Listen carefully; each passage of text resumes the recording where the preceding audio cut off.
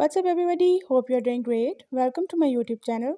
In my today's video, I'll be telling you what you can do if Messenger notifications are not working in any of your Android device.